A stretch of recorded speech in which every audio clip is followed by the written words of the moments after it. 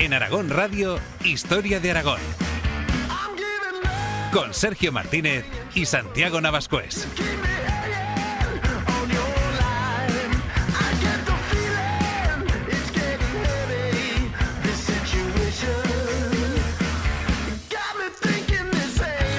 El Aseo del Salvador de Zaragoza destaca no solo por su eclecticismo y belleza, sino también por ocupar un espacio que lleva más de 2000 años desempeñando un papel religioso fundamental.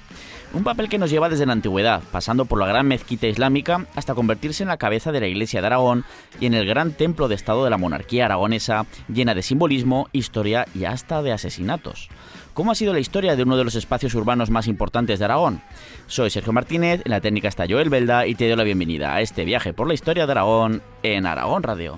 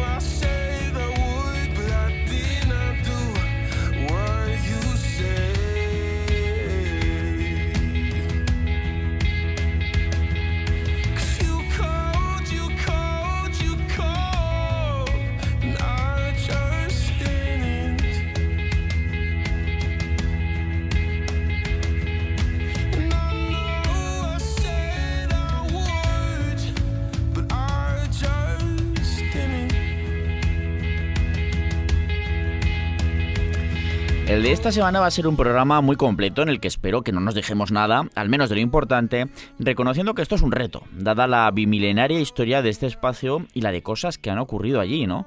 Y es que, al contrario de lo que pueda parecer, no es habitual que se encuentre en un lugar tan delimitado en lo espacial, pues tantísima y tan variada historia. Ya no solo por su dilatado aprovechamiento en el tiempo, sino también por lo referente a las diferentes gentes, culturas y hasta religiones que lo han utilizado, aparentemente con un mismo fin: el de dotar a la ciudad de uno de sus espacios religiosos más importantes. Y para hablar de lo que es la historia de ese espacio que hoy en día ocupa el Aseo del Salvador de Zaragoza, pues me acompaña, como siempre, el doctor en Historia, Santiago Navascués. Bienvenido, Santiago. Hola a todos, queridos oyentes. Bueno, este es un programa, ¿no?, muy ecléctico, en el que vamos a hablar un poco pues de todas las épocas, desde la antigüedad, 2000 años, casi nada. 2000 años. Hasta nuestros días, ¿no? Prácticamente, bueno, y sin el prácticamente. Y muy bonito también en lo arqueológico, ¿no? Porque se han encontrado ahí restos de todas las épocas. Bueno, hicieron una restauración y una excavación arqueológica allí en el Aseo de Zaragoza, que ejemplar, ¿no? Que es un ejemplo de un trabajo bien hecho, ¿no? En su momento, sobre todo entre las décadas de los 80 y los 90, especialmente, que estuvo ahí un montón de años cerrada el Aseo del Salvador, hasta que, bueno, a finales de los 90, me parece que fue en el 98, 99, por ahí, creo que yo era muy crío todavía, pero aún quiero recordar un poquito la movida que se montó pues cuando la reapertura, igual que también en esos años fue la reapertura de la Aljafería, que también creo que se inauguró en el 98 también, después de un trabajo de restauración, de excavaciones también arqueológicas impresionante, que nos devolvieron parte del esplendor de estos espacios y luego también parte de nuestra historia, ¿no? Imaginaros levantar todo el suelo de una catedral, ¿no?, de piedra pulida, de piedra bonita, artística y esas cosas, levantarlo todo para excavar lo que hay debajo de épocas anteriores y luego volverlo a cubrir sin romper nada, lo menos posible. Bueno, fue un trabajo de chino. Sí, luego también no solo para eso, sino para restaurar el tema de las cimentaciones y todo eso, y que, bueno, pues que para asegurarnos de que, bueno, que eso se mantenga en pie, ya que se ha mantenido en pie tantos siglos, pues que siga unos cuantos siglos más, por lo menos, ¿no? Como mínimo, ¿no? Evidentemente. Y bueno, ya que en el episodio 6 de esta sexta temporada en la que estamos actualmente, pues hablamos de la historia de, en este caso, unos metros más allá, digamos, también en la ciudad de Zaragoza, de la historia de los diferentes templos del Pilar que han existido a lo largo de los siglos en ese mismo emplazamiento, ¿no?, de la actual Catedral Basílica del Pilar, así como de su importancia histórica y política. pues claro, no podíamos dejar pasar más tiempo sin dedicarle también, pues oye, al menos un programica a la otra catedral de la ciudad, que recordemos que, oye, que Zaragoza fue la primera y de hecho creo que sigue siendo la única, ¿no? Ahora, ahí siempre tengo mis dudas de si sigue siendo la única ciudad del mundo en el que tiene 2 catedrales en funcionamiento, porque ahí sí que hay ejemplos en los que se dice, tiene 2 catedrales, sí, una en funcionamiento como sede del obispo, del arzobispo de la ciudad, y otra no. Y la otra, la antigua, que sigue pues utilizándose, pero ya no es la sede catedralicia, o sea, por lo tanto ya no son 2 catedrales, sino una antigua y la otra nueva. De esos hay varios casos, pero en los que siguen siendo los dos sedes 6 meses durante el año y otros 6 meses la otra, pero siguen siendo sede de catedralicia, bueno, Zaragoza fue la primera del mundo y no sé si sigue siendo la única, pero bueno, es curioso, ¿no? Y por lo tanto, pues esto nos da muchísima historia para poder dedicarle otro programa, pues este episodio, a la otra catedral de la ciudad. La más antigua, de hecho, como es la Seo del Salvador, de hecho, y la que mayor importancia tuvo en época medieval, como vamos a ir relatando en los siguientes minutos, ¿no? Tanto, pues esa importancia también durante el periodo de dominación islámica, como en época cristiana, cuando pasó a ser una catedral que se acabó convirtiendo en símbolo del poder y de la unión entre la monarquía aragonesa, la iglesia, la sacralidad incluso de los fueros, ¿no? Porque ya tenían que ser jurados en un templo cristiano, y también casi sacralidad de ese sistema político pactista del Reino de Aragón. Pero para esta historia tan longeva en el tiempo, pues nos tenemos que ir hasta la antigüedad. Y esta vez es verdad, no estamos hablando de vamos a dar un contexto histórico que nos vamos a veces demasiado atrás en el tiempo. Es que aquí directamente no hay contexto histórico que valga, sino es que nos tenemos que ir como mínimo hasta la antigüedad, ¿no, Santiago? Para hablar de este espacio urbano que conforma lo que es hoy en día la SEO. Eso es, y además no sabemos hasta dónde nos tendríamos que ir. Igual nos teníamos que ir un poquito más atrás en el tiempo, ¿no?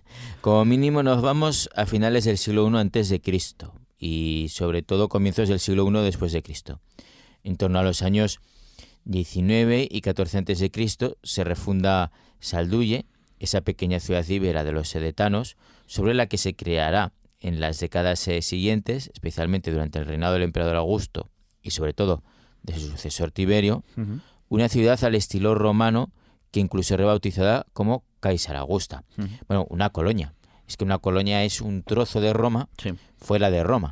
Una colonia de derecho romano directamente. Claro, por eso aunque aquí hubiera una ciudad anterior, ¿no? Esa Salduye íbera, pues es como si, como fundan una colonia que es un trozo de Roma, digamos, es como si no hubiera habido nada antes. Sí. Y entonces pues por eso pues le ponen otro nombre, incluso que no tiene nada que ver con Salduye, un nombre muy romano, por cierto, Caesar Augusto. Bueno, no solo romano, es que fue el nombre completo del emperador. Exacto. Caesar Augusto, ¿no? Sí. César Augusto, y la única ciudad de todo el imperio que llevó este nombre completo. Efectivamente, porque hay otras ciudades fundadas por el emperador como pues, Augustas, muchas Augustas, Emérita Augusta, que es Emérita Mérida. Augusta, por ejemplo, ¿no? Fundadas o refundadas como colonia, pero Caesar Augusta es la única con el nombre completo, ¿no? Sí. Caesar Augustus. Que de hecho aquí hay que hacer ese inciso de la refundación. Realmente cuando se habla de la fundación de Zaragoza la romana, como si antes no hubiera existido nada.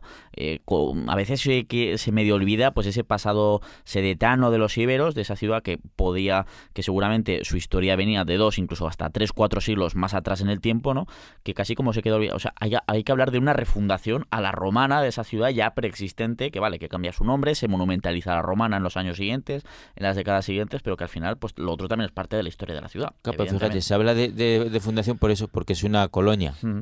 ¿No? Es como si hicieran algo nuevo y no hubiera habido nada antes. Sí, pero bueno, eso desde el punto de vista romano, evidentemente. Claro, desde el punto de vista romano, que sin querer seguimos hoy en día, ¿no? Repitiéndolo. Bueno, el caso es que si queréis saber más sobre la historia de esta Caesar Augusta, bueno, pues podéis escuchar el episodio 8 de la tercera temporada de este programa, que ya sabéis que tenéis disponible como siempre en formato podcast en aragonradio.es, porque ahí os contamos muchísimas cositas de la ciudad romana, de esta Caesar Augusta. Pero aquí de momento nos quedamos en lo que nos compete en este episodio, que es ese solar en el que hoy en día vemos la SEO del Salvador de Zaragoza, ¿no?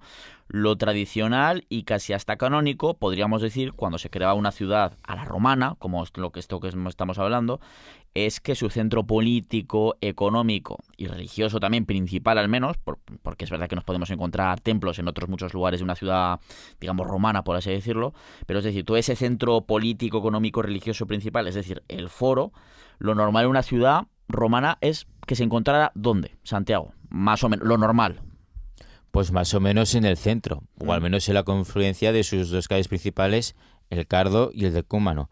Y decías bien que era algo tradicional y casi hasta canónico. Decía muy bien lo de casi hasta canónico porque se hacía todo un ritual religioso de fundación, ¿no? Cuando se fundaba la inauguratio, una ciudad. Con el surco del Pomerium, con los bueyes, trazando pues lo que iba a ser el cerco de la ciudad sagrado, ¿no? El recinto sagrado de la ciudad. El perímetro de la ciudad. Eso es.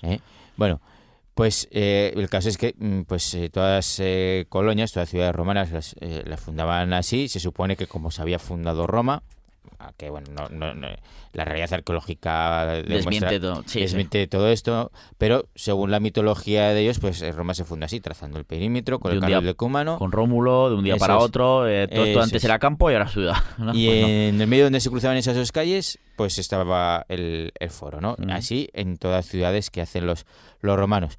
Claro, siempre y cuando las condiciones de la ciudad y su situación lo permitieran, ¿no? Porque alguna excepción hay, siempre hay excepciones, ¿no? Sí, no era siempre así, eso claro, es. En arqueología no se puede decir siempre así, no, siempre hay excepciones.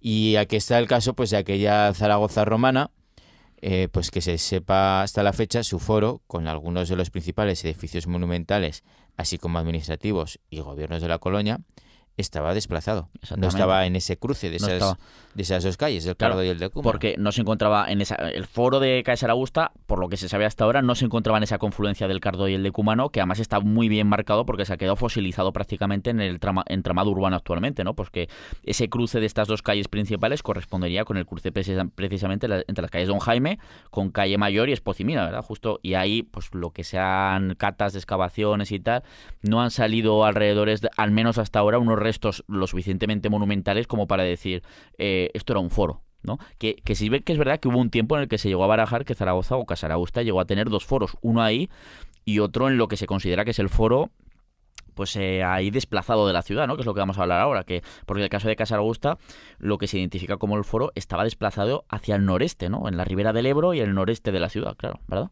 Sí, así es. Tampoco sería raro que tuviera más de un foro la ciudad. Algún caso hay, Roma tenía muchos foros. Sí, bueno, la ciudad de Roma. El foro Boris, pero luego está el foro Boario, claro, que era algo más comercial. Los foros imperiales. Sí. Bueno, que está dentro del foro, o sea, es una expansión del foro tradicional realmente, los foros imperiales. Sí, y por ejemplo, me viene a la memoria también el caso de Tarraco, que era capital de provincia y tiene varios foros, porque era una ciudad importante, capital de provincia, ¿no? Entonces, se llega a barajar pues esa posibilidad, ¿no? Incluso que Caesar Augusta tuviera dos foros. Y uno de los motivos que se barajan para ello es que ese puerto fluvial, cuyo museo se puede visitar, era lo suficientemente importante como para motivar el desplazamiento del foro hasta allí y que no estuviera en ese cruce del Cardo y el Decúmano. Entonces, en plan, bueno, pues el foro que tenemos está desplazado, igual había también otro foro en ese cruce del Cardo y el Decúmano. Sí, bueno, incluso se ha dicho que en lo que es Plaza del Pilar, cuando se hicieron las excavaciones, que salió un templo ahí, y se lo cargaron al final para hacer el parking de la Plaza del Pilar, se dice que podría haber un foro más secundario, pues tampoco en el cruce del Cardo y el Decúmano, sino como unido al otro, al que se conoce, al que está el museo, pero tampoco estaría en esa confluencia del Cardo y el Decúmano, porque ahí no se ha encontrado hasta ahora nada que nos haga indicar que ahí había foro, ¿no? Exacto. Es mucho suponer. Eso es. Y por supuesto, pues en el foro que se conoce, pues está donde está el Museo del Foro de Caesar Augusta, ¿no? Está desplazado. Exactamente. Por supuesto, uno de los edificios principales de un foro romano, aparte pues de una curia donde se reunía, digamos, las oligarquías gobernantes de la ciudad, los magistrados, tabularium, pues una especie de archivo, también tendríamos una basílica para hacer juicios, etcétera. Pues también uno de los edificios principales de un foro y más monumentales era el gran templo de la ciudad, que luego habría muchos diseminados por la ciudad, evidentemente, pero ahí siempre estaba el principal, ¿no? Cuya forma además podemos más o menos conocer gracias a algunas monedas y también a la arqueología, ¿verdad? Sí, de hecho hay varias monedas de época de Tiberio acuñadas en Caesar Augusta que nos muestran dos tipos de templos diferentes.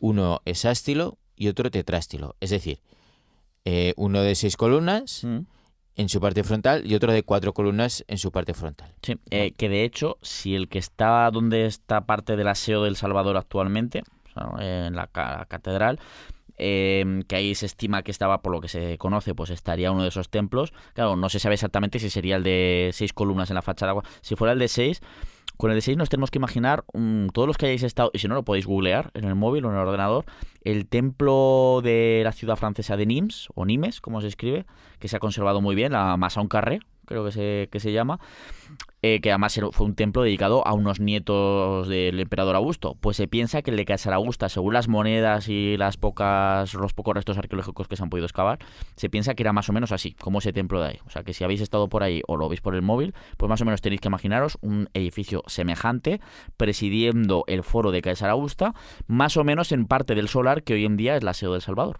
¿no? Eso es lo que nos encontraríamos ahí. Así es. Y a ver, y aparte de ese templo estaba el otro templo de 4 columnas que aparece en las monedas, que, pues mira, resulta que las monedas parece ser que nos plasman la realidad, porque se conoce la existencia de un templo que salió con las obras del parking de la Plaza del Pilar, que comentaba antes, sí, fuera del recinto del foro. Ahí es cuando se ha llegado a proponer esa teoría que hablábamos, que existiera pues un segundo foro, anexo, quizás secundario, aunque bueno, la verdad es que con todo lo que se sacó ahí haciéndose excavaciones, y bueno, de otras épocas que al final ahí, eso también, aunque ahora lo vemos diáfano, haya habido casas durante siglos y claro, ahí pues seguramente se perdería información ya y falta mucha información al respecto, pero bueno, ya veremos si con el tiempo se puede, aunque lo veo complicado en este caso, ¿no? Por otro lado, pues eso, estaríamos hablando sobre todo de ese templo situado en parte del solar del Aseo, que estábamos comentando, que de ser el principal, pues estaría situado en lo que se piensa que fue el foro de la ciudad romana. Pudo quizás estar dedicado, al ser el principal, ¿no?, al culto de la familia imperial, que era bastante habitual muchas veces, ¿no?, a la pietas augusta, o algo similar, como es el caso del que hubo también en Barcino, o Barquino, que es la actual Barcelona, que además quedan unas pocas columnas, ¿no?, que también estaba dedicado a Augusto. De hecho, pues es posible que este templo de Caesar Augusta estuviera dedicado al primer emperador. Eso es, ¿no? Igual que en Barcelona.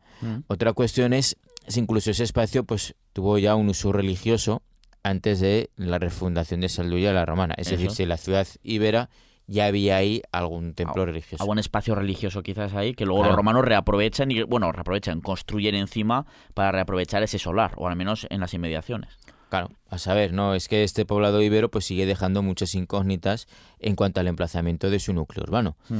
No sería descabellado pensar que en ese lugar o muy cerca existiera algún tipo de edificación de culto prerromano, pero pues es tan solo una hipótesis. Por eso nos hemos quedado en ese momento de la fundación de la Zaragoza la romana, ¿no?, en cuanto al uso religioso de ese espacio, que aún así ya son 2000 años, casi nada. Unos 2000 años siendo un espacio sacro. Sí, por eso, ¿no? que Sagrado, constantemente ¿no?, utilizado algo religioso con diferentes religiones, de diferente tipología, pero ya los inicios como mínimo están ahí, entre finales del siglo I y sobre todo seguramente en el siglo I después de Cristo, porque es ahí cuando realmente, aunque la inauguratio de la Zaragoza la romana se hace unos años antes, ¿no?, entre los años 19 y 14 antes de Cristo, realmente la construcción de la monumentalización de la ciudad es ya época entre Augusto y sobre todo Tiberio, su sucesor. Sobre todo.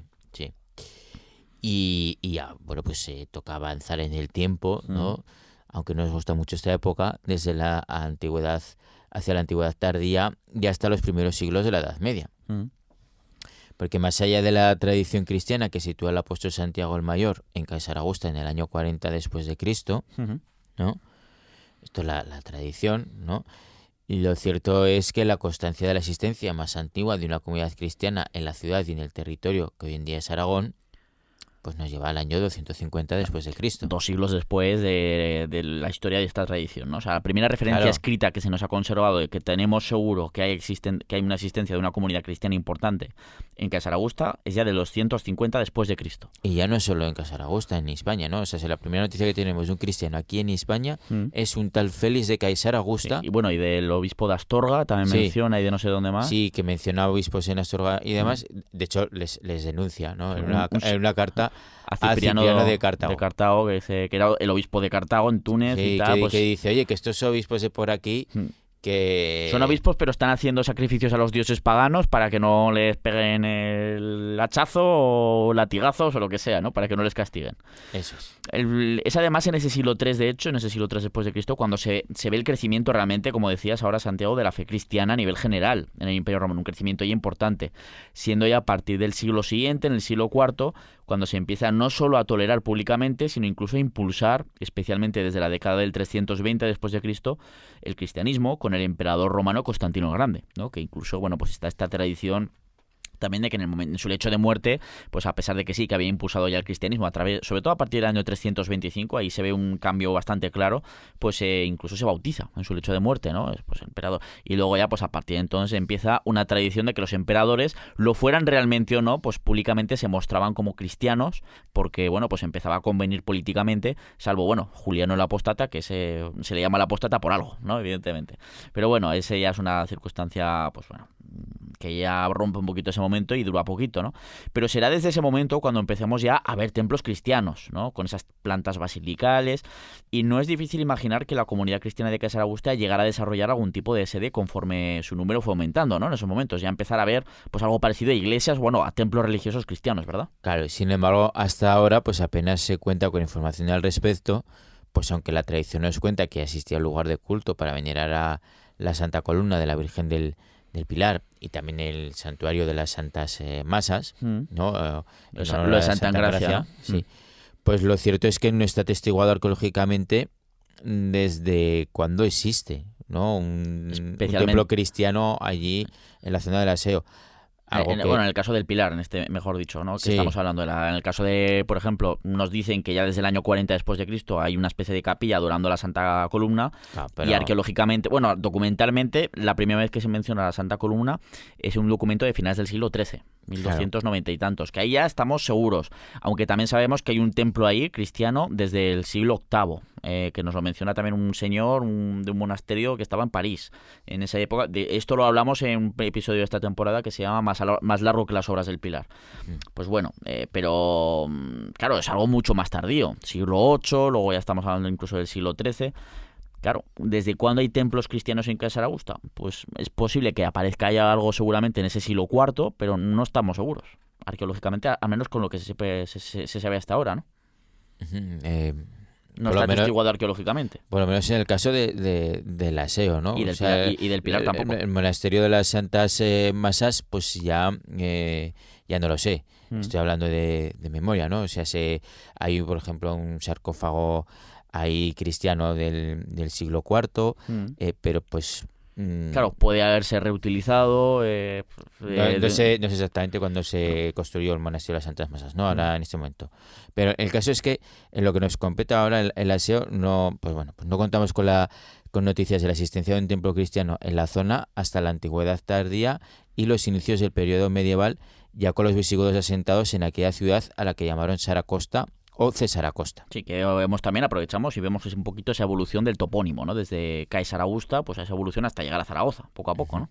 Sí. Y ya durante el periodo ese que mencionabas de dominio visigodo, que va desde parte del siglo V hasta inicios del VIII, pues no hay ningún tipo de duda de que la ciudad era para el reino visigodo un importante centro político, económico y por supuesto religioso, ¿verdad? Sí, esto lo sabemos pues por las numerosas menciones, ¿no? a San Braulio, quien estuvo en ese monasterio de las Santas Masas, ¿no? Que estoy nombrando con asiduidad, quien fue obispo de la ciudad en la primera mitad del siglo VII, teniendo una intensa relación con San Isidoro de Sevilla, el otro gran intelectual del reino visigodo. Nunca se conoció de persona, pero se carteaban cada 2 por 3, estaban escribiéndose cartas casi todos los días prácticamente. Eso es. Tenía una relación epistolar bastante importante y se ha conservado buena parte de, al menos, menciones, etcétera. También todo esto, porque la capital zaragozana fue sede de algunos concilios de la Iglesia visigoda, sí. y bueno, incluso antes, ¿no? También en la antigüedad tardía también se hicieron aquí concilios, y concilios muy importantes, para la Iglesia, tanto nacional como... Bueno, hispana, mejor dicho, más que nacional. Sí, hispana como también a nivel internacional, O sea, la fuente nos menciona en esos años visigodos, pues un templo en la zona, en la ciudad realmente, bajo la advocación a San Vicente, situándolo como el más importante de la ciudad en el momento. Por ello se ha debatido sobre si estuvo en el lugar que acabó ocupando la Aseo, quizá con materiales reutilizados del ya antiguo foro romano de la ciudad, así como de ese antiguo templo. Sí, el de Augusto que estábamos hablando antes, ¿no? Claro, que es la iglesia que se nos menciona como la catedral de la ciudad. La lógica nos dice que estaría emplazado ahí, en ese lugar, pero lo cierto es que, bueno, pues como muchas veces los visigodos reutilizaban edificios de época romana mientras podían, hasta que eso se venía abajo y tal, pues tampoco no es seguro si estaba esa iglesia allí o no. Aunque la lógica nos dice que sí, que estaba ahí, lo cual está dando esa continuidad a un uso religioso aparte del espacio que hoy en día ocupa el aseo, pues eso, durante ese periodo pues continuo de 2000 años, que es lo que estamos hablando en este programa, ¿no? De hecho, en las excavaciones que se realizaron en el aseo en los años 80, que hemos mencionado al principio del programa, se encontraron, entre otros materiales, fragmentos de fustes, de columnas, monumentales, capiteles, etcétera, pero bueno.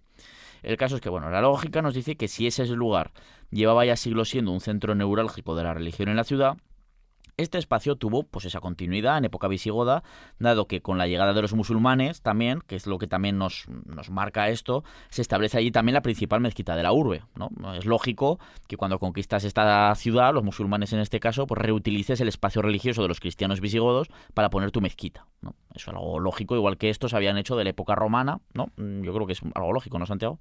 Sí, ¿no? Totalmente, ¿no? ¿Para qué vas a construir un espacio religioso en otro lado si tienes ahí a un sitio al que ya acude la gente desde hace, pues ya de forma tradicional? Es simplemente que cambiar a quién va dedicado la religión y ya está.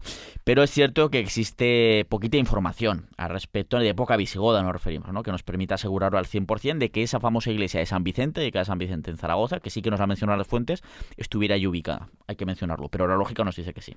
Y es así como llegamos hasta los primeros años del siglo VIII y la llegada a la península ibérica de unos nuevos dominadores que llegaban para transformarlo todo.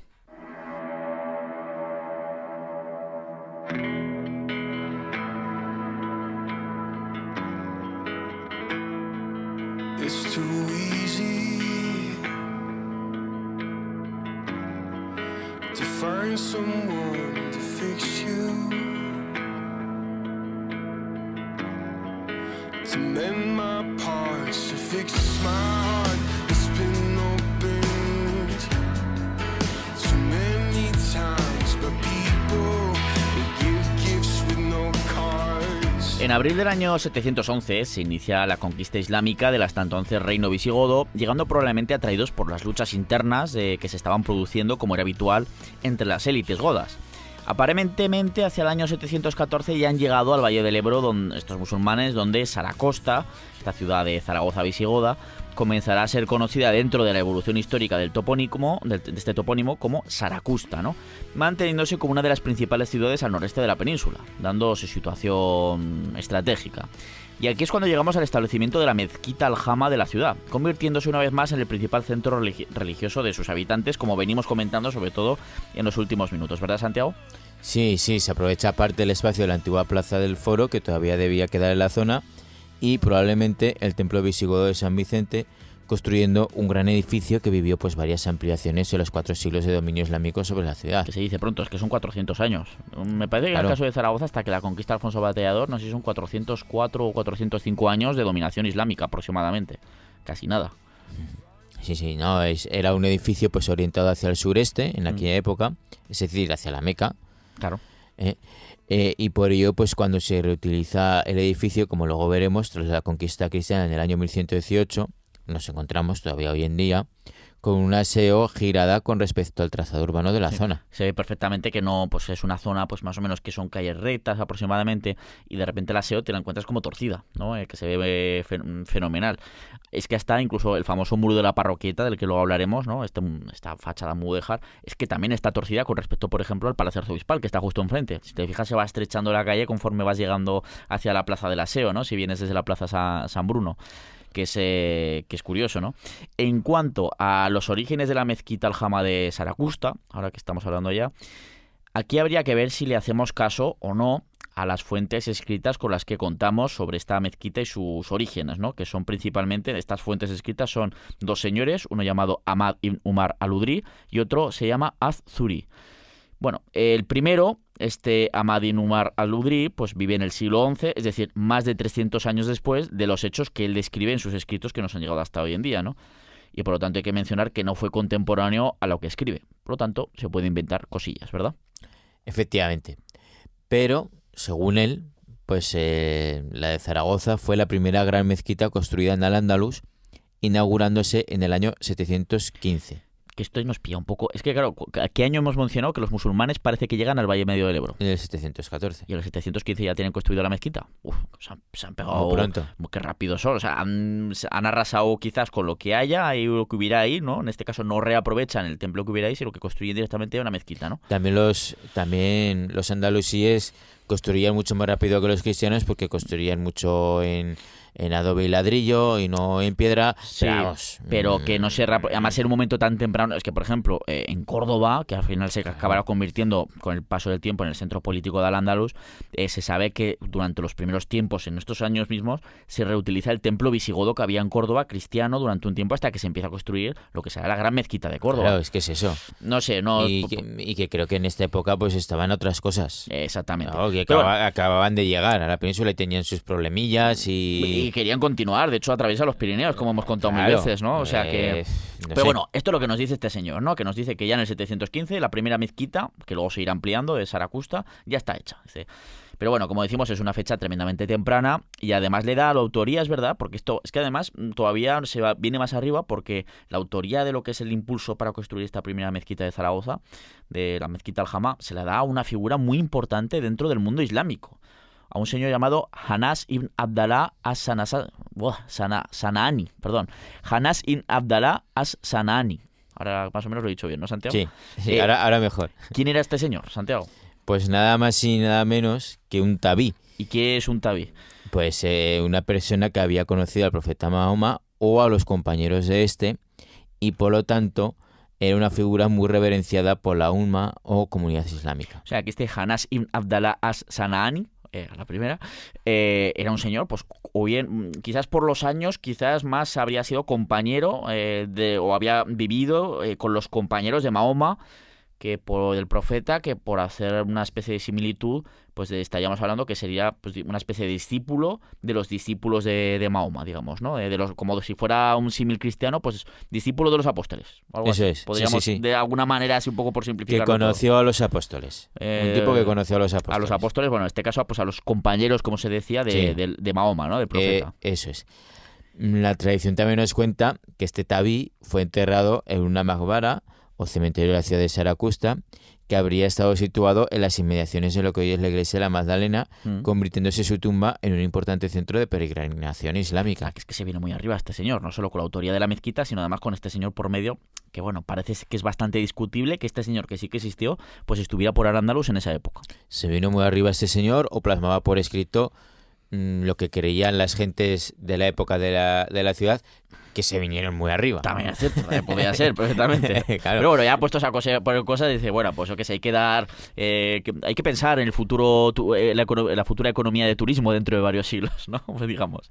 Bueno, el caso es que históricamente es bastante improbable que esto fuera así, pero había que mencionarlo, ¿no? Lo que sí que está más atestiguado por la arqueología es que esta primera versión de la mezquita Al-Jama era de 5 naves, ¿no? Junto a su san o patio para realizarlo a las abluciones, el típico patio como te encuentras, por ejemplo, en Córdoba, que es el gran ejemplo que tenemos aquí en España, pues con ese patio de los naranjos que creo que se le dice, que era el lugar donde llegabas y hacías esas abluciones, es decir, te purificabas tu cuerpo lavándolo con agua, arena en caso de que estuvieras en el desierto también, pues había que hacer una purificación del cuerpo antes del rezo. Te quitabas el calzado. Eso es. Y bueno, pues evidentemente esa mezquita también constaba de un alminar para hacer la llamada a la oración, ¿no? Esas 5 veces que hay que orar al día según pues un poquito la fe islámica. Mientras el mirab, ¿no?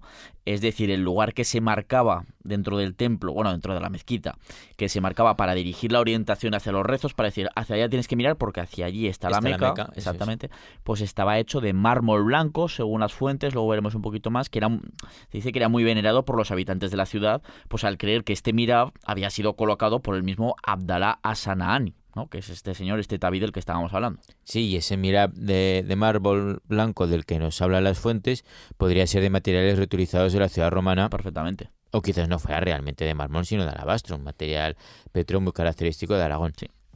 Más tarde, a mediados del siglo IX, la ciudad habría experimentado un importante crecimiento demográfico que habría hecho necesaria una ampliación de esa mezquita Al-Jama, añadiendo 2 naves por el lado sur. A las 5 que ya existían, que hemos dicho, ¿no? Eso es, y construyéndose un nuevo alminar del que quedan importantes restos en el interior de la actual torre barroca, construida a finales del siglo XVII. Sí, es que gracias a esos restos que se conservaron se puede saber más o menos cómo era este segundo alminar de la mezquita Aljama de Zaragoza, que sustituyó al anterior que hemos comentado, y que, bueno, gracias a esos restos pues nos muestra que, bueno, tenía un estilo ya inspirado en la arquitectura siria, que trajeron consigo los omeyas, con Abderramán I, ¿no?, para el Emirato cordobés, y que, bueno, se mantiene, bueno, pues parece que tenía un poquito ese espíritu arquitectónico, digamos, traído de Siria, ¿no?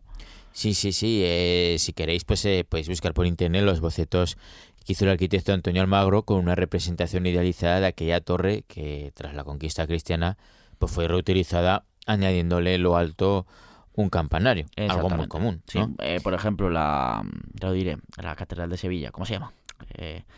La Giralda, que no me acordaba exactamente. La torre, se le añadió un campanario, pero el núcleo central de la torre es de época de la gran mezquita que se construyó en Sevilla en época almohade, de los almohades, que estaba recién hecha prácticamente cuando Fernando III el Santo conquista la ciudad. Pero bueno, pues eso, que era muy típico esto. Y si avanzamos un poco más en el tiempo, ya hasta el siglo XI, cuando colapsa el Califato de Córdoba y se desintegran los famosos reinos de Taifa, en el caso de Zaragoza, se realiza una nueva ampliación de su mezquita. Probablemente por una mezcla de necesidad entre el crecimiento poblacional de la ciudad, pues está constatado un importante florecimiento urbano en Al-Ándalus entre los siglos X y XI, pero también es posible que fuera por una cuestión de propaganda y de buscar legitimidad para la nueva monarquía creada por los tuyibíes, ¿no?, por esa familia de los tuyibíes, sí, con el rey Mundir I. Con esa primera de las dos dinastías que reinaron en esa taifa de Zaragoza, ¿no? Los tuyibíes y luego los udíes. Eso es.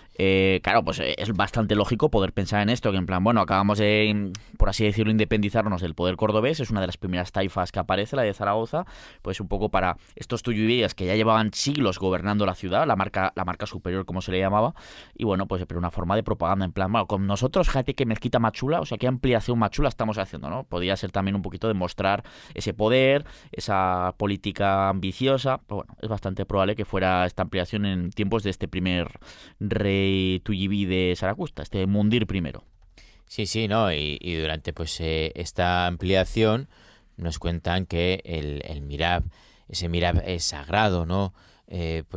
Colocado supuestamente por Sanaani, pues tuvo que ser desplazado de su sitio, ¿no? Que estaba en el muro meridional. Que estaba en el muro meridional. Claro, nos cuentan de hecho estas fuentes con todo lujo de detalles que se excavó debajo del mirab y lo levantaron, nos dice, sobre dos grandes vigas de madera, bajo las cuales colocaron unas columnas tumbadas, quizás restos romanos, ¿no?, con el fin de trasladarlo, ¿no?, para ponerlo en su nueva ubicación dada pues esta ampliación. Y nos dice también pues que iban tirando de las vigas con unos cables hasta desplazarlo a esta nueva ubicación, aunque durante aquellos trabajos también nos dicen que la piedra del mirab comenzó a resquebrajarse con el ataque al corazón del que estaría ahí supervisando todo, ¿no? Y que para evitar que se acabara partiendo el mirab, pues lo aseguraron con unos cables y ya lo pusieron en el lugar en el que estaría, ¿no? Un mirab del que otro autor que hemos mencionado antes, llamado Az-Zuri, nos dice que, abro comillas, en su mezquita, la de Zaragoza, hay un mirab de un solo bloque de mármol blanco, bueno, hemos dicho que podría ser alabastro quizás, que no existe en la tierra otro como este. Era muy admirado. Lamentablemente se nos ha perdido, ¿no? Se ha perdido este mirab. Pero era muy admirado por lo que se ve en el mundo islámico, sobre todo andalusí, de Al-Ándalus en este caso. Sí, y ya llegamos al periodo de dominio cristiano tras la conquista aragonesa por el rey Alfonso I el Bateador el 18 de diciembre del año 1118. Que aún así, en este momento llevamos ya unos casi 1200 años de historia religiosa en ese emplazamiento, por lo que estamos viendo, en ese solar. O sea, que no es poco ya. Sí. Cuando todavía no lo han conquistado de nuevo los cristianos, digamos, en este caso, pues la conquista cristiana por la conquista aragonesa. Pues en esta época, ¿no?, pues tal y como solía ser costumbre, el edificio religioso principal de un enemigo conquistado era reconvertido a la nueva fe. Y la mezquita Aljama pues se convierte en la catedral cristiana de una Zaragoza que pasa a ser el nuevo centro de poder político de ese reino de Aragón en plena expansión territorial. El edificio fue reutilizado. El de la mezquita, digamos, ¿no? Sí, igual que conocemos otros casos en el resto de Aragón, por ejemplo, la mezquita de Huasca, la Huasca musulmana, cuyo edificio se utilizó como catedral cristiana hasta que a mediados del siglo XIII Jaime I el Conquistador impulsa la construcción del actual y espectacular templo gótico que disfrutamos hoy. Pero hasta una fecha tan tardía como pues unas cortes que hubo en Huesca, creo que son en 1248 por ahí, que además es cuando Jaime I encarga la recopilación de los fueros al obispo de Huesca, al Vidal de Canillas, ¿no? Entonces, Que es que cuando sale el Vidal Mayor y todo esto, pues también ahí dice, oye, ¿estáis aquí todavía con la mezquita? ¿En serio que hemos conquistado la ciudad hace 2 siglos ya? Vamos a construir un templo cristiano, ¿no? Además con el gusto de la época, que era el gótico, ¿no? El que imperaba en Europa, digamos, y es ahí cuando nace, pero se ve una reutilización muy larga en el tiempo, en el caso de Huesca.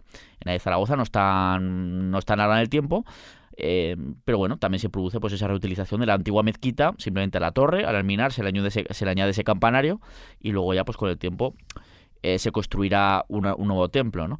Pero ¿cuándo es cuando se construye un templo ya cristiano plenamente para el aseo del Salvador de Zaragoza? pues no fue hasta la segunda mitad del siglo XII cuando se empezó a sustituir el antiguo edificio de la mezquita para construir la catedral románica bajo el patronazgo del que fuera obispo de Zaragoza entre los años 1152 y 1184, Pedro Tarroja. De hecho, es bastante probable que parte de estas obras llegaran a coincidir en el tiempo con la construcción del templo románico de Santa María la Mayor, del que os hablamos en el programa dedicado a los templos del Pilar. Sí. En el caso del aseo, el eje de la catedral se reorientó en sentido norte o sur, ¿no?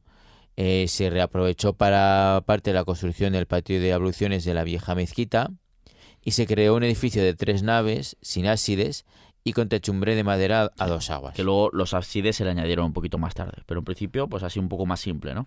Y luego ya llegamos de hecho a una segunda fase, ¿no? Ya a finales de ese siglo XII, que se culminó la planta basilical del templo con crucero y tomando en buena medida como inspiración a la catedral de San Pedro de Jaca, precisamente, ya que tenían cerquita, ¿no? De la que toma diferentes elementos. De hecho, incluso todavía en la fachada, entre fachadas laterales, todavía podemos ver en algunas ventanas del templo, de lo que queda del templo románico, pues esa decoración típica como ser ajedrezado jaqués, que se te van los ojos, ¿verdad? Y que además, bueno, que no es solo típico de Aragón, sino que este ajedrezado jaqués es que se extendió por el románico peninsular. Te lo encuentras, por ejemplo, en la iglesia románica de San Martín de Fromista, que te lo encuentras ahí, ajedrezado jaqués en plena provincia de Palencia, ¿no? Es algo súper curioso. Sí, claro, porque el Camino de Santiago pasaba por Jaca y desde Jaca, pues por todo el Camino de Santiago que pasa por Castilla y se fue importando eso del ajedrezado jaques, ¿no? Eso es. Donde había estado el muro sur de la antigua mezquita, en un lugar próximo al actual trascoro, se construyó en esta época la portada principal. Un estilo románico, ¿no? Sí, eso es, efectivamente, cuyos vestigios pues se encontraron en 1994 las excavaciones arqueológicas que se realizaron durante el profundo proceso de restauración que vivió el edificio. Sí. De esta forma se mantuvo hasta prácticamente la gran transformación del siglo XVI, habiéndose encontrado restos escultóricos de ancianos músicos del Apocalipsis y un león, por lo que se deduce que el tímpano de la portada mostraba a Cristo rodeado por el ciclo de los 24 ancianos del Apocalipsis durante la segunda venida. Tenía que ser una portada románica preciosa, o sea, tiene que ser espectacular. Lamentablemente no se nos ha conservado, no se quiso mantener pues con las reformas que se hicieron y transformaciones, pero debería ser súper chulo. O sea, la típica portada románica y recargada, que además, por supuesto, nosotros estas portadas de iglesias o de templos románicos las vemos pétreas, ¿no? Pero es que estaban pintadas, muy profusamente pintadas. En algunos sitios ahora, como está el tema del videomapping, este famoso que está tan de moda, pues hay iglesias románicas y también góticas que se hace pues esa impresión, digamos, con iluminación en el que te muestra el cómo fue, ¿no? O cómo lo más cercano a lo que pudo ser en su momento de esplendor, y tuvo que ser espectacular. Pero bueno, lamentablemente esta parte se perdió y ya llegamos al siglo XIV, una vez que en el momento en el que con el Papa Juan XXII Zaragoza pasa a ser de obispado a arzobispado. Pues claro, el templo pasa a ser de ya no solo una catedral, sino una catedral metropolitana, lo que conllevó, pues evidentemente, pues una mayor importancia y por lo tanto importantes ampliaciones y construcciones en los estilos arquitectónicos del momento. Hay elementos románicos que se conservan, pero claro, ahí ya pues empieza a utilizar más el mudéjar, el gótico, una mezcla ahí, pues dando esa espectacular mezcla gótico-mudéjar que es tan característica de Aragón, claro, de esta época. Claro, y con el arzobispo pues Pedro López de Luna se construyó una iglesia gótica de 3 naves que mantiene los ábsides románicos, además de añadirse un cimborrio mudéjar que tendrá que ser remodelado ya en el siglo XV tras sufrir un derrumbe. Para nosotros, pues ese cimborrio es uno de los más bonitos que hay. Sí, con las reformas que hubo después, pero ese es el inicio un poquito. Es espectacular, no solo por cómo destaca desde el exterior, sino sobre todo viéndolo desde el interior del aseo. Es que además en este siglo XIV esta familia de los Luna es importantísima para la ampliación del aseo, son importantísimos, ¿no? Porque hemos mencionado a Pedro López de Luna, otro miembro de esta poderosa familia de los Luna, el arzobispo Lope Fernández de Luna, levantó en sus tiempos la capilla dedicada a San Miguel Arcángel, que es cuya fachada es esta lateral, que es la popularmente conocida como la Parroquieta, con ese espectacular, increíble muro mudéjar, en el que además, es que de hecho se ve el blasón familiar de los Luna, esta media luna, ¿verdad? Porque es el blasón, que hay gente que a veces lo visita y dice, ¿esto es musulmán o que se utilizó? Claro, porque no, es la media mudéjar. luna siempre se asocia a lo Claro, musulmán. pero es el escudo, musulmán. es el escudo de esta familia, que son los que hacen esa ampliación en esa zona y son los que pagan, y dicen, oye, ya que pagamos, pues ponemos nuestro escudo familiar, y ahí se ha conservado, ¿no? Pero claro, con esos elementos mudéjares pues chocan muchas veces a mucha gente. Y aún seguimos todavía con esta familia, pues Pedro Martínez, el famoso Papa Luna, ¿no? Pedro Martínez de Luna, también impulsó a inicios del siglo XV, ya cuando le han echado de Aviñón, se ha tenido que venir a la península ibérica, luego acabará en Peñíscola, ¿no? Pues impulsó unas nuevas reformas, elevando, pues por ejemplo, esos ábsides románicos, como se ha elevado el templo, pues se elevan también, así como un nuevo cimborrio ya en forma de tiara papal, ¿no? Con Mahoma Rami como maestro alarife. Que por cierto, aquí siempre hago el inciso publicitario, ¿no? Este señor, Mahoma Rami, que fue uno de los mayores alarifes mudéjares, es increíble el trabajo que hacía, también estuvo en la iglesia de Santa Tecla de mi pueblo, Cervera de la Cañada, que recuerdo que hay que visitar, porque pues, es una iglesia preciosa que engaña desde fuera, pero por dentro es espectacular y que además es patrimonio de la humanidad por la UNESCO. Así que, oye, ya he hecho mi cuñita de publicidad. Ya estarán contentos de mi pueblo, ya puedo volver. Y el aspecto actual, pues... del aseo, ¿no? Pues se lo dan las reformas que harán ya en el siglo XVI los arzobispos Alonso de Aragón, hijo legítimo de Fernando II el Católico, hijo bastardo, sí. y sobre todo Hernando de Aragón, que era hijo de este Alonso. Sí, un arzobispo teniendo hijos. Eso es. Todo bien. Que a su vez va a ser arzobispo también, Sí, ¿no? exactamente. También fue arzobispo de Zaragoza. Está enterrado en la sede de Zaragoza. O sea, Sí. las reformas con las que el templo allí es cuando se alcanza las 5 naves que tiene actualmente, ¿verdad? Así es, y adquirió pues su curiosa y característica forma. Y es que hay que reconocer que la ciudad de Zaragoza es una catedral atípica en su forma, muy ecléctica en estilos, pero que es auténticamente espectacular. Exactamente. Tenemos ahí de todo. Es que es impresionante. O A sea, ver qué catedral pero tiene tanto de todo, de todas épocas. románico, mudéjar, gótico, en fin, estilo renacentista también. Es que además no tiene la típica planta así como de cruz latina o de... No, es que es una... Y los restos que hay debajo. Sí, exactamente. Todas estas construcciones que estamos hablando, reformas y ampliaciones, no son otra cosa que la muestra física de la enorme importancia que ha seguido teniendo este solar, este espacio. También en tiempos cristianos, sobre todo, para los habitantes de la ciudad y también para el poder, ¿no?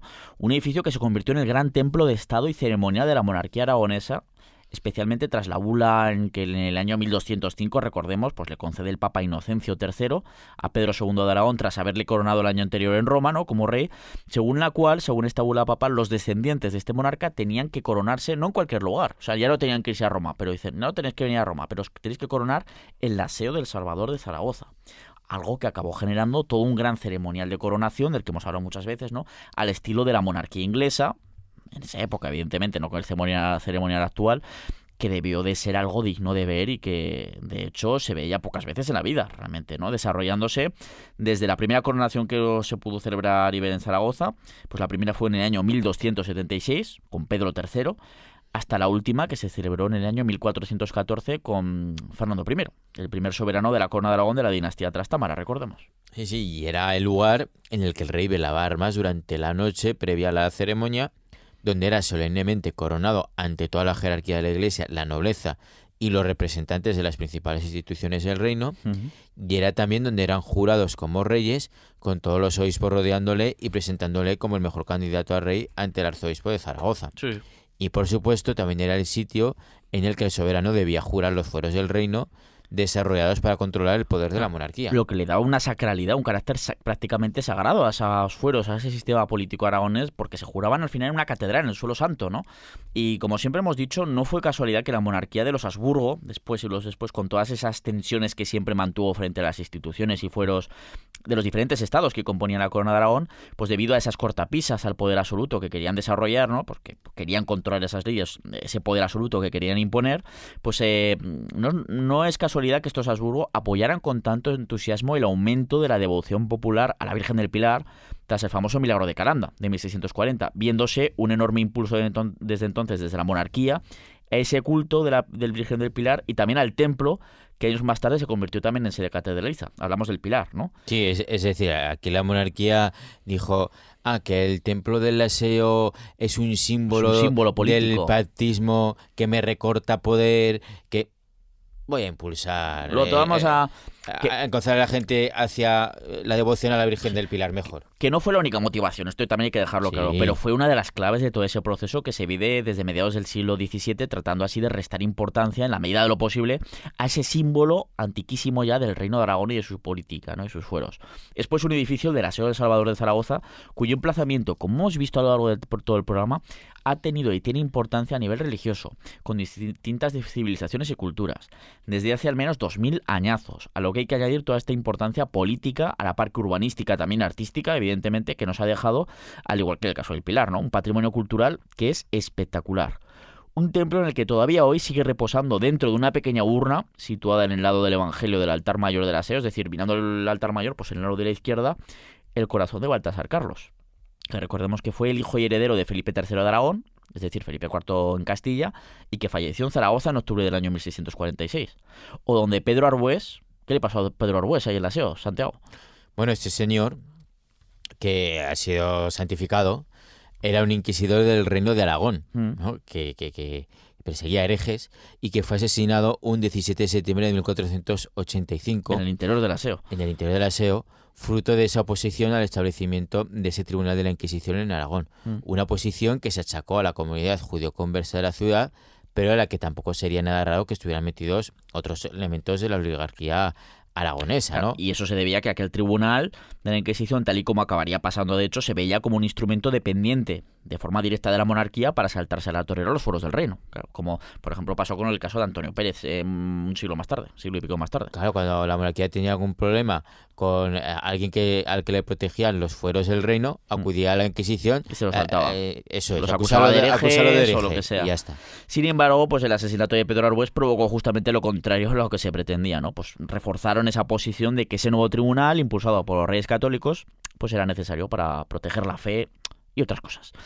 Como hemos visto, es un lugar lleno de historia, arte y simbolismo. Y eso que no nos hemos metido en sus pormenores artísticos y arquitectónicos, que tendríamos otro programa para ello, ni hemos mencionado su museo, por ejemplo, que contiene una de las mejores colecciones de Europa de tapices, o sea, de Europa.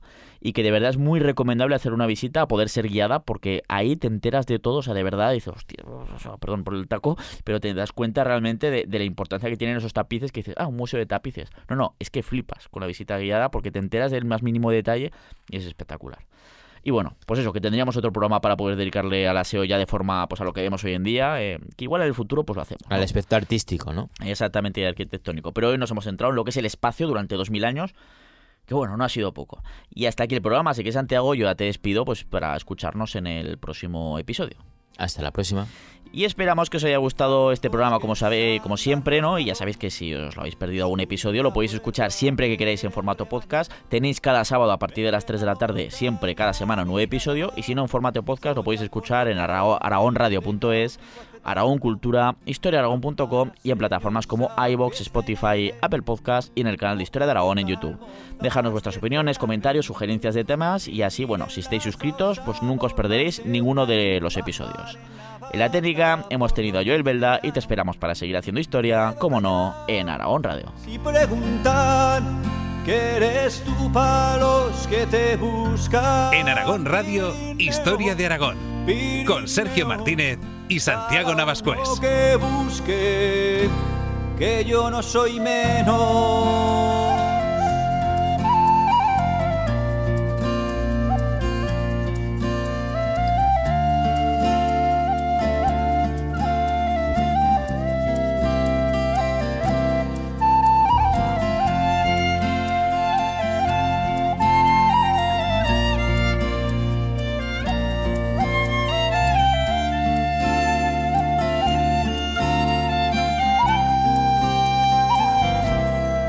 Contar a chicos, escuchar a viejos, antiguas batallas de caballeros, tallar en piedra la vida de tantos hombres y mujeres que por ti pasaron, verchesos en Oza, plantar batalla, en sótanos la foz, la cabaña, jugar con la vida y ganarse el pan, hacer contrabando por la de Roldán.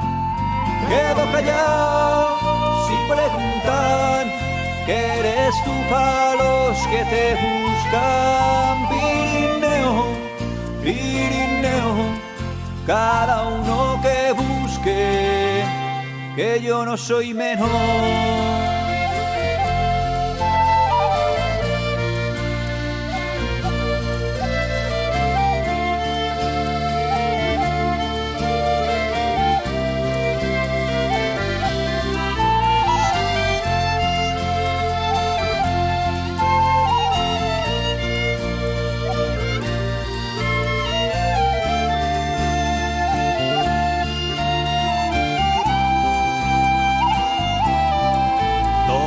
Castillo y Peñaforca, o al gigante de la Ribagorza, pasar Bachimañaca al infierno, besar la gran facha en pleno invierno, ver Mondarruego, remontar el Ara, soltar ganao, pasao, ver Natuara, salir de Broto en julio a la fin, saludar amigos en Gavarní. Quedo callado si preguntan que eres tú para los que te buscan. Pirineo, Pirineo, cada uno que busque, que yo no soy menos.